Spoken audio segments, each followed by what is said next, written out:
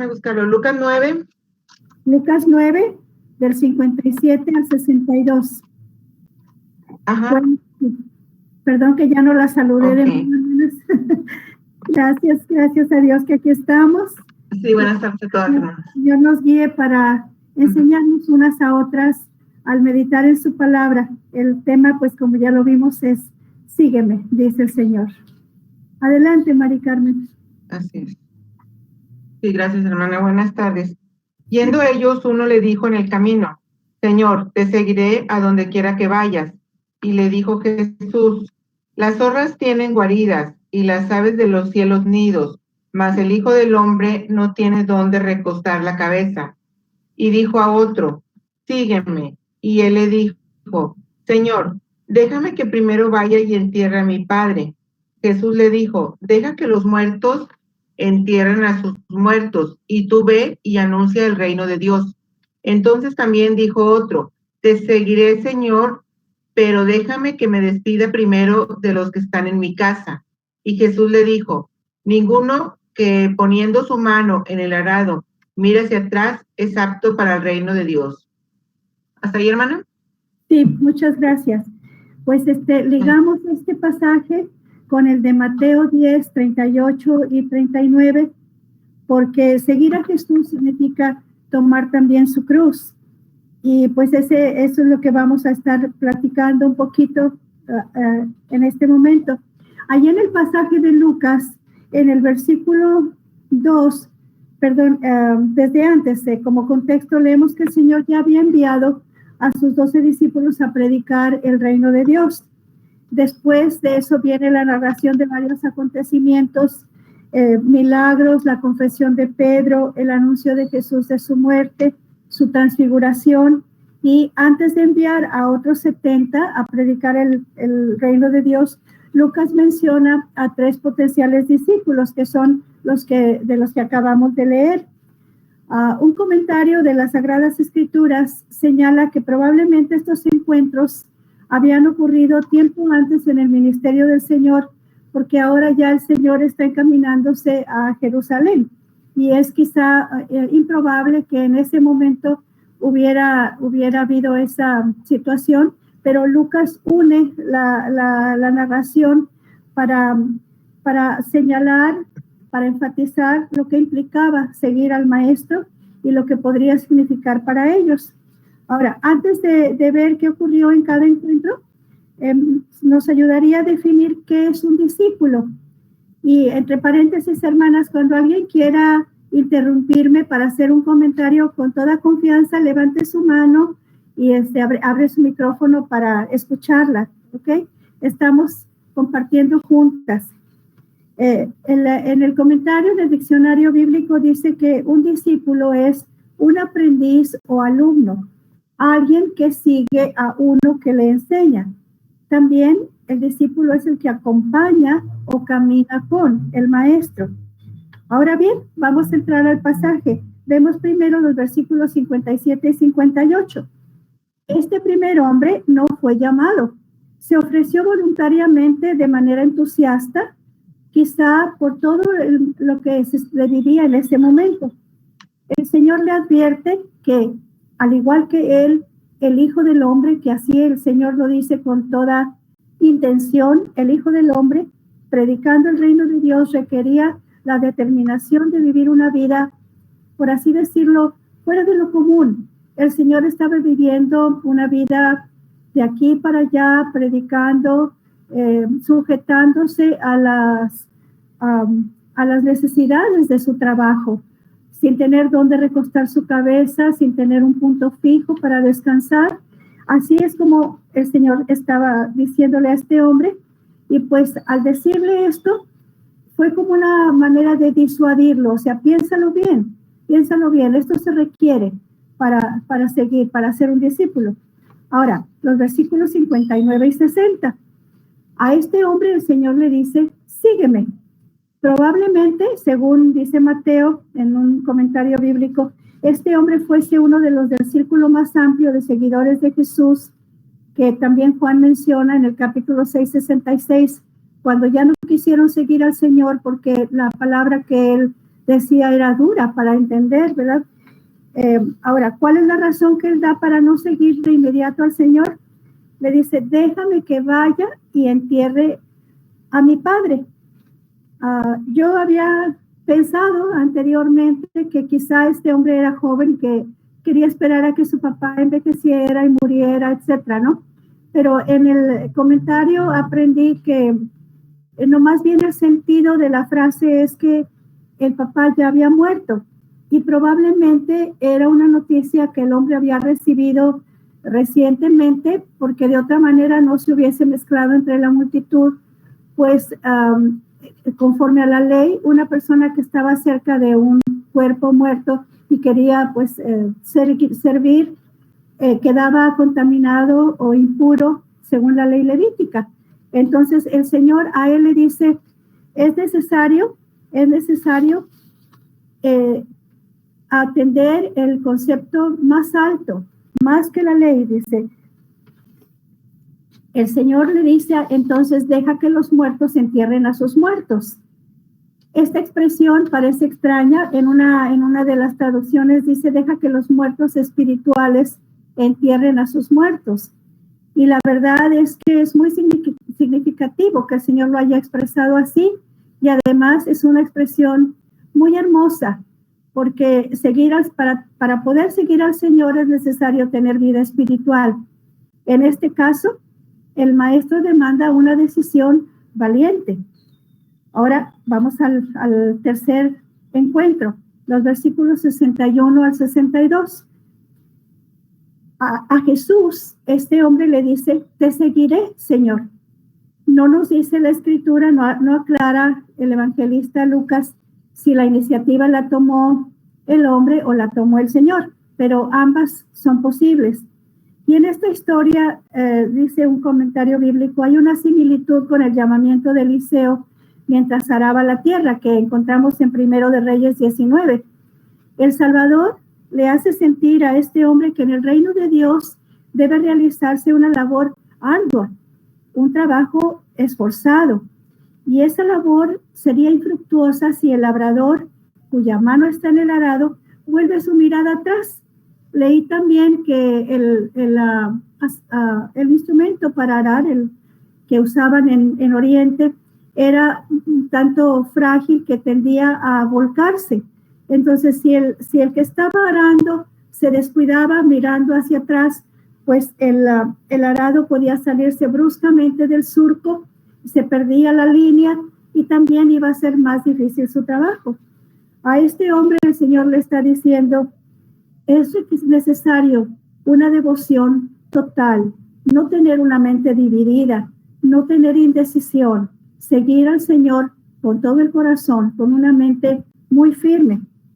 Ahora, el Señor tenía razón para poner todos esos requisitos, porque ¿quién sino Él ha dado tantas promesas y ha dado tanto más y ofreciendo recompensa más que Él? Ustedes se acuerdan lo que dice ahí en Mateo 19, dice, cualquiera que haya dejado casas o padre o madre o etcétera, dice, recibirá 100 veces más y como recompensa, dice, la vida eterna. Entonces realmente el Señor es dueño y Él tiene el derecho y está en lo correcto al hacer esas demandas. Ahora bien, en mi corazón, o sea, yo relacioné este texto con el de Mateo 10, 38 al 39, así como lo que dice Lucas 9, 23 y 14, 25, porque veo una necesidad urgente en mi vida primeramente. Pareciera que para muchas cristianas, para muchas mujeres cristianas hoy en día, lo que más importa es que son hijas del Rey y que merecen los privilegios de serlo, de no tener que pasar por dificultades o sufrimientos.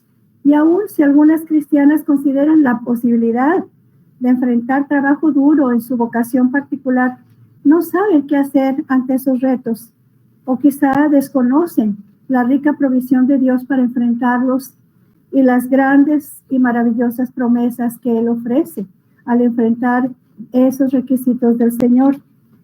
Debemos acordarnos, hermanas, que el Señor nos llamó para ser salvas, para rendirnos a Él completamente y para crecer en su conocimiento y servirle de todo corazón, así como lo hicieron muchas mujeres en aquel tiempo.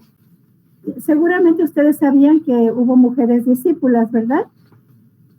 Según yo recuerdo, solamente se le llama discípula a una, a Dorcas, allí en Hechos 9:36, donde se describe lo que ella había hecho por la comunidad y cómo cuando muere los vecinos, todos estaban tristes por eso. Llega el apóstol Pedro, que había ido predicando, y el Señor, a través del ministerio de Pedro, la vuelve a la vida y todos se alegran porque ella era una discípula del Señor que compartía la vida de Cristo con ellos.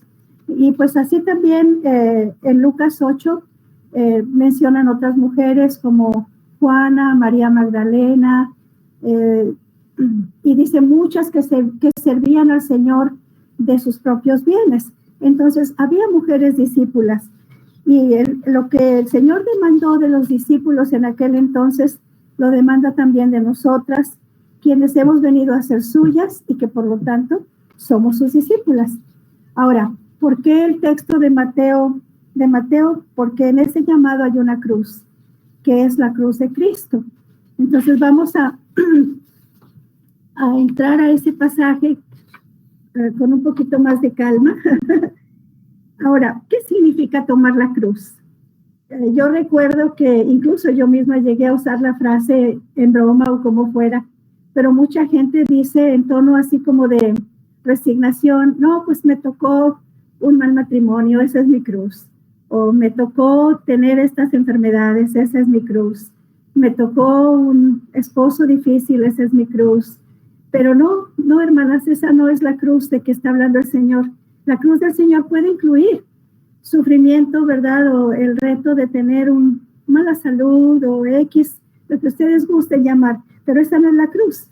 En el diccionario, otra vez vamos al diccionario, dice, tomar la cruz es la disposición voluntaria para sufrir lo máximo posible en este mundo por causa de Cristo. Y esa frase que dice, aquel que salve su vida la perderá, ese salvar la vida es una especie de egolatría que busca preservar la vida para uno mismo con el fin de lograr los propios fines, de seguir nuestras inclinaciones naturales, de hacer lo que a nosotros nos parece bien hacer. Pero la palabra de Dios, el Señor nos dice que al hacer eso, al querer salvar nuestra vida, al querer preservarla de ese modo, vamos a hallar la muerte. Por el contrario, la fe, con la devoción y el sacrificio que implica la negación de una misma, es coronada por la vida. Esa es lo que dice el Señor. Ahora aquí le pido a Idalia, por favor, poner la primera listita que le pasé. Son algunas características del discípulo de Cristo. Podemos encontrar muchas más, ¿verdad?, al leer las Escrituras.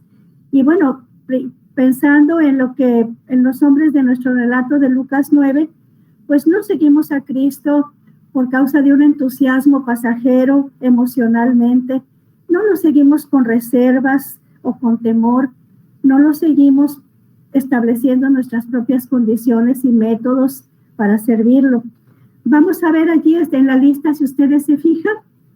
Primero, aunque pareciera demasiado obvio lo que dice Hechos 11, es que un discípulo es un cristiano. Una persona, una discípula es una cristiana.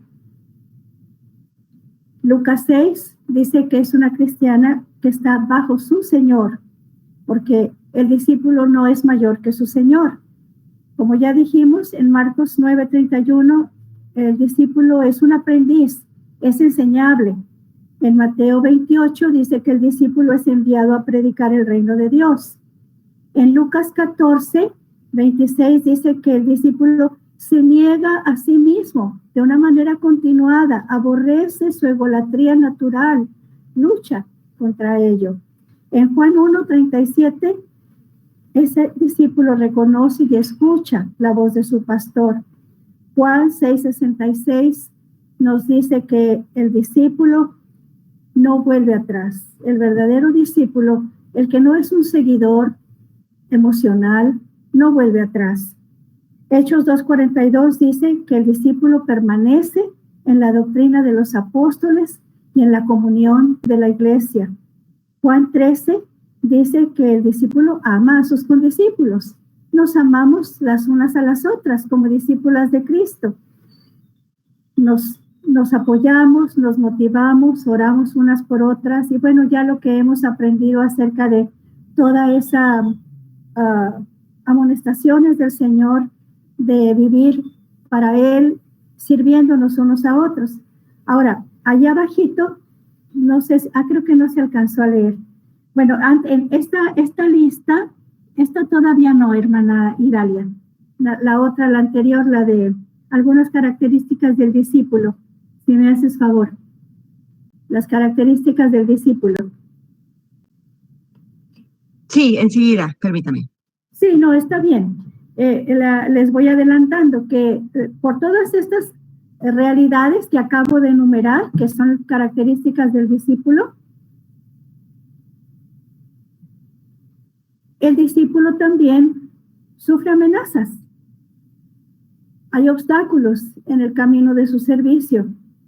Lo que leemos en Romanos 8, desde el 35 hasta el 39, nos habla de que enfrenta tribulación, angustia, escasez, pero en todo esto, como dice ese mismo pasaje, somos más que vencedores por medio de aquel que nos amó.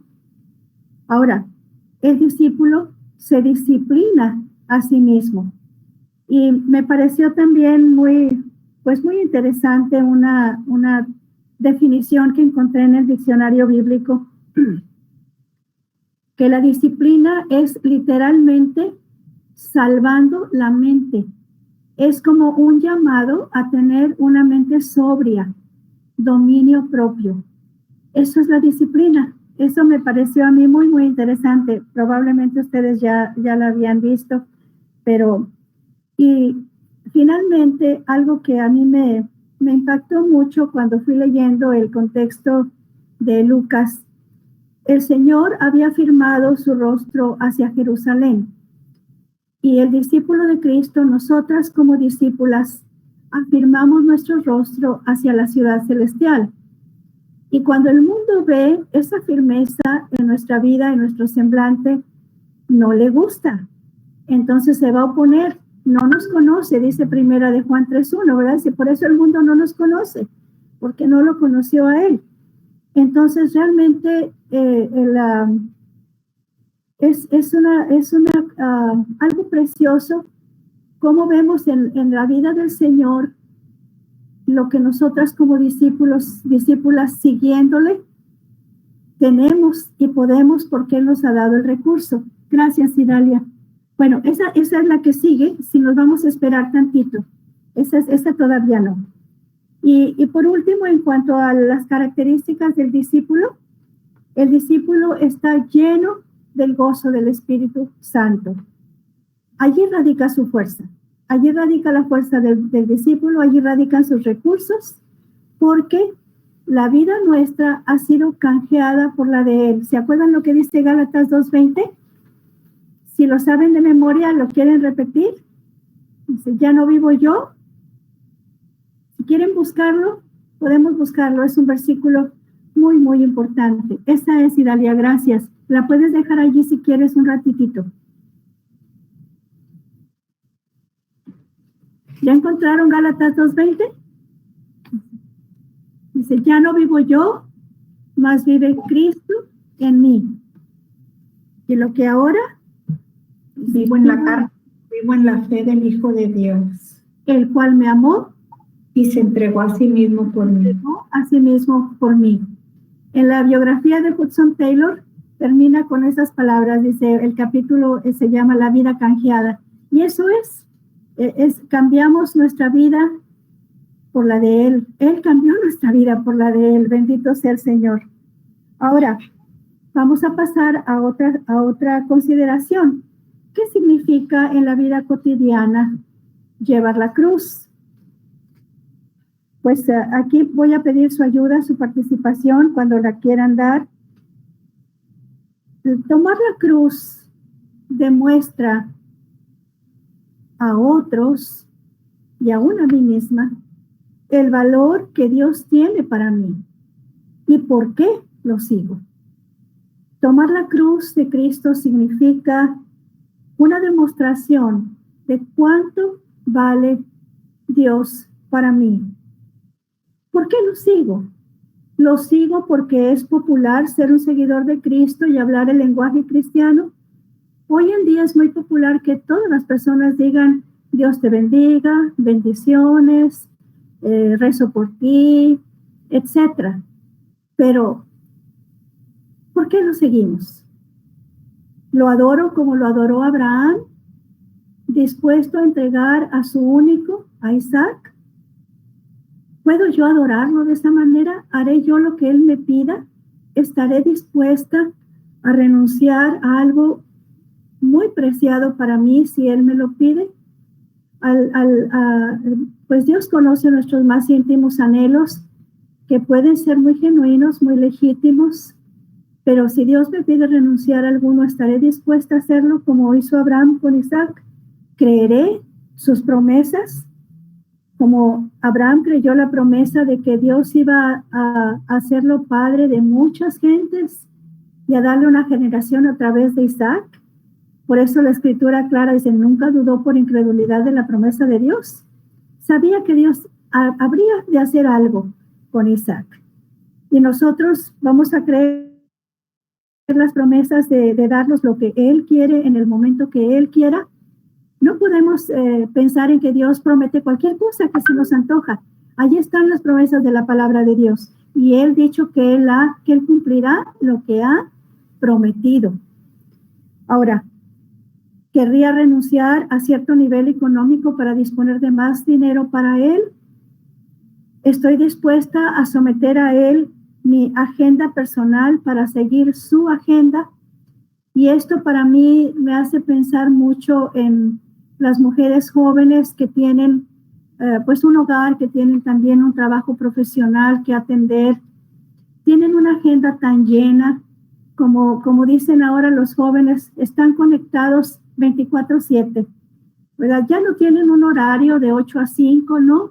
Allí están las redes sociales, allí está el celular, y parece que no hay un horario para descansar, para tener reposo, para adorar al Señor en silencio, para tener un tiempo privado. De veras, ese se me hace a mí un reto muy, muy fuerte, pero ahí está el Señor.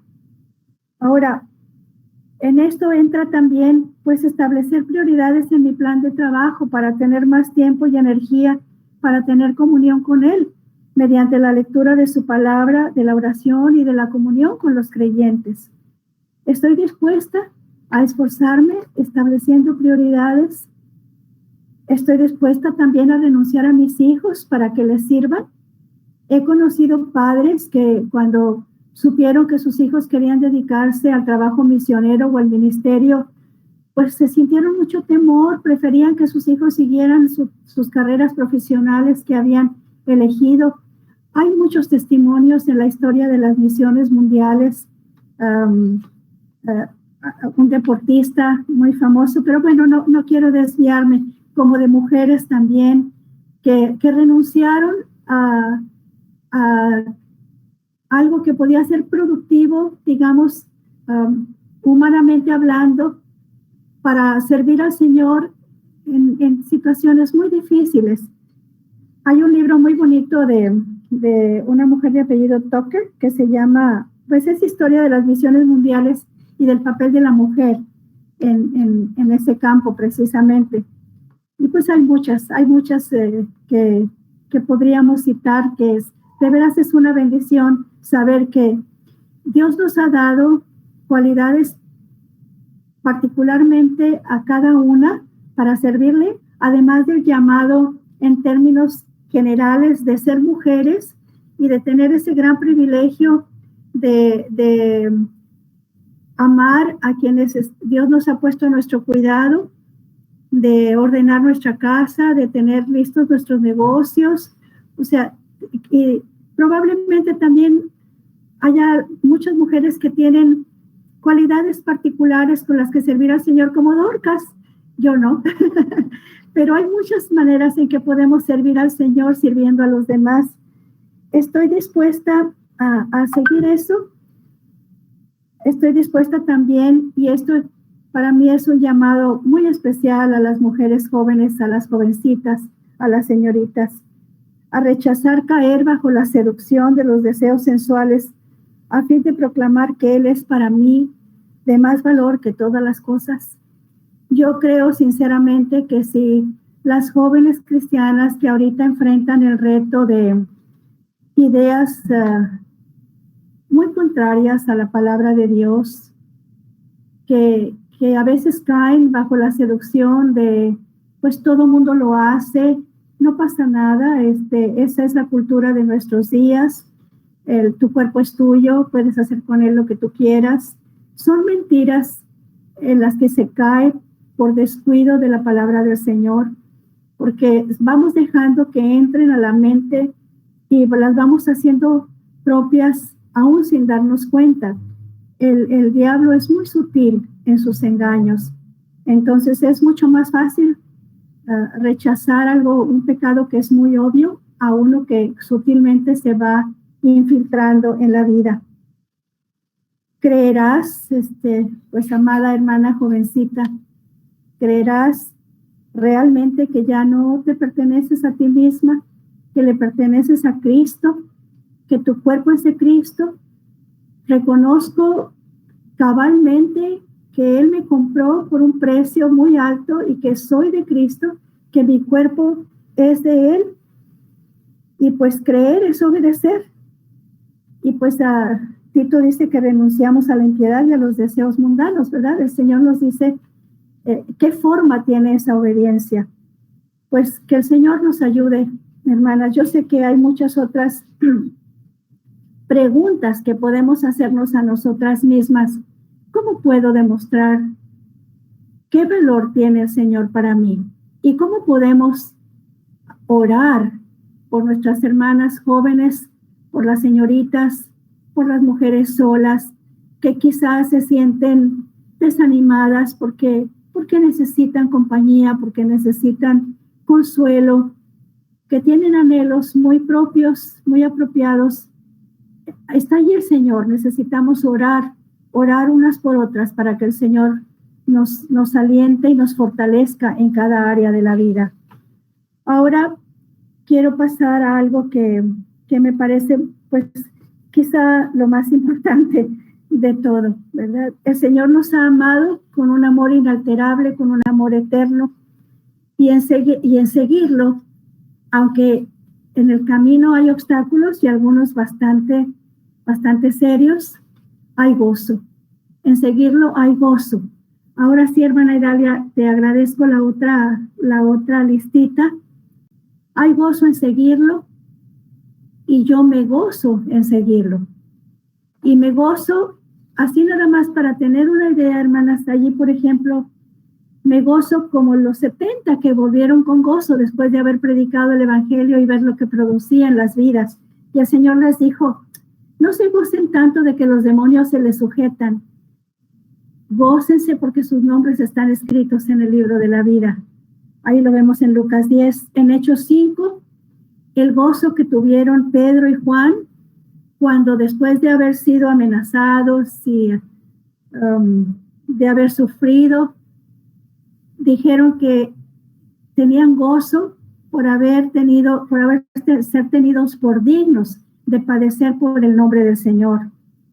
Nos gozamos como los que se gozan por los que se convierten a la predicación del Evangelio. Lo vemos allí en Hebreos 10:34. Nos gozamos, como dice Filemón 1:7, en el gozo que hay en la comunión con los hermanos y la consolación mutua.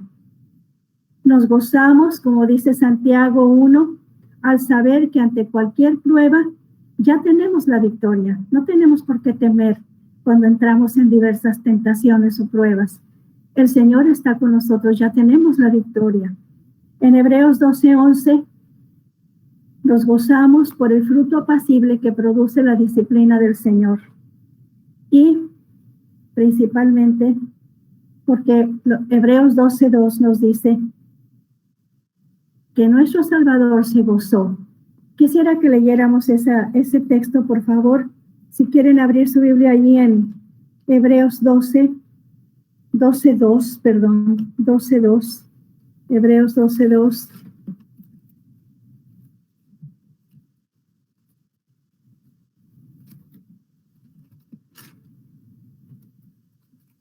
¿Se los leo?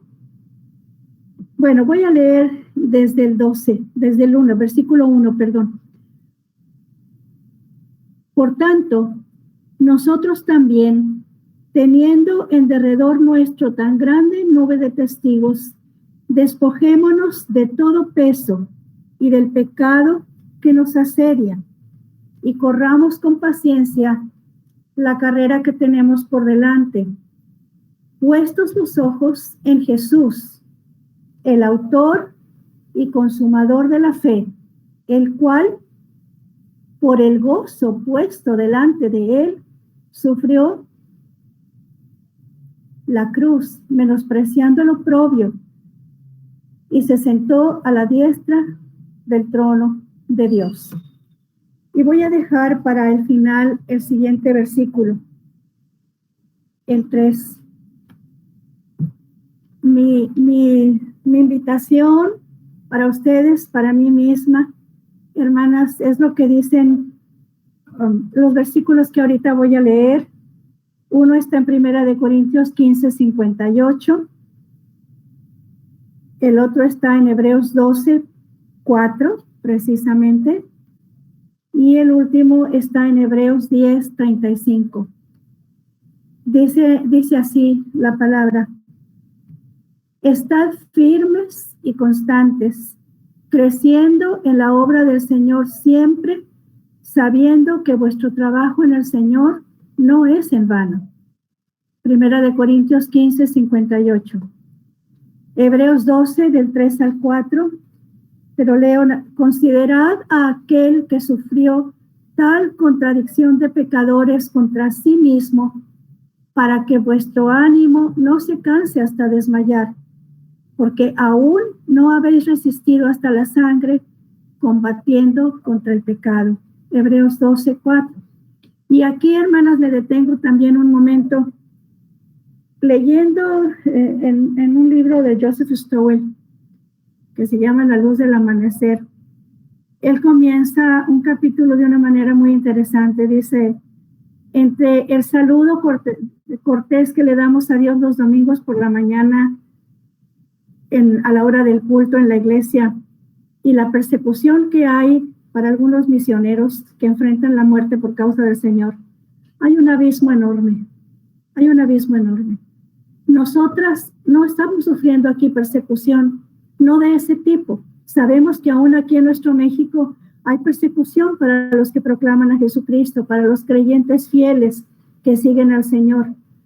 Los despojan de sus bienes, como sucedía y nos relata ya el libro de los Hechos.